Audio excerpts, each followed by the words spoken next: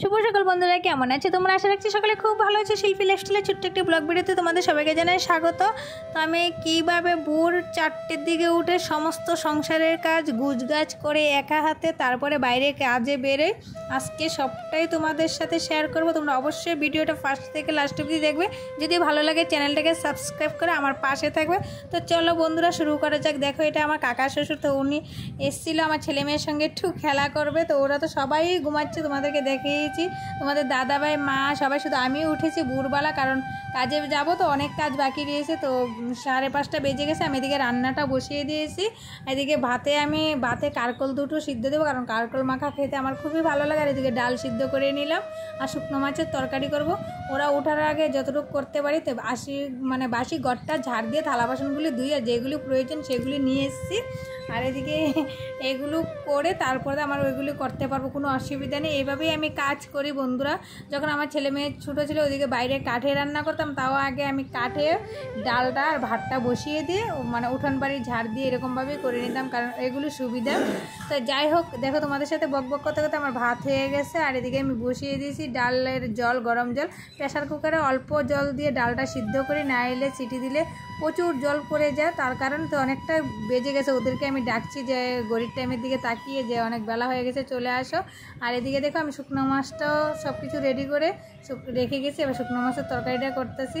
আর অক্ষণের সিজনে কিন্তু ধনিয়া পাতা আছে, তো বেগুন দিয়ে শুকনো মাছের তরকারি রান্না করলে কিন্তু হেভি লাগে। তো আমি এদিকে শুকনো মাছটা বসিয়ে আমার রান্নাটাও হয়ে গেছে, দেখতেই পাচ্ছ। ধনিয়া পাতাটা কেটে নিচ্ছি বন্ধুরা, আর খেতে খুবই স্বাদ লাগে, আমার কাছে ভালো লাগে। তো দেখো এদিকে আমার ভাত, শুকনো মাছের তরকারি, ডাল আর কারকল সিদ্ধ। তো কারকলটা ভাতেই আছে, খাওয়ার সময় মাখা করব। আর এদিকে সমস্ত কিছু এবার ধুয়ে আনবো।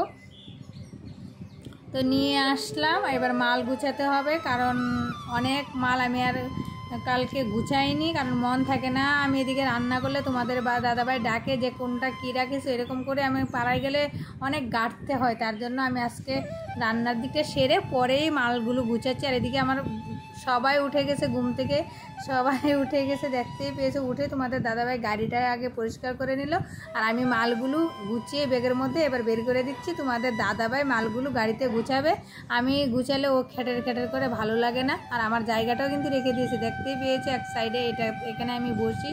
তো আমার মাল গুছানো তোমাদের দাদাভাই হয়ে গেছে। আর আমি এদিকে কিন্তু মাল বের করে ঘরটা ভালো করে ঝাড় দিয়ে রেখে যাই, কারণ রাত্রেবেলা এসে মালটা তো রাখতে হয়। এখানে আমি যেভাবে রেখে যাব সেইভাবেই থাকবে, ঝাড় না দিলে ঝাড় দেওয়া হবে না।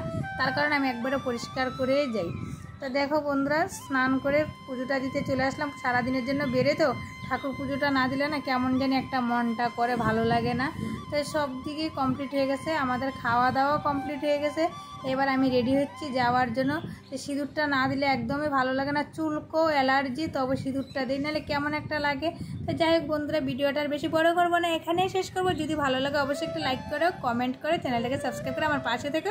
দেখা হবে পরের ভিডিওতে। ভালো থেকে সুস্থ থেকো, টাটা বন্ধুরা, আমরা যেতে থাকি।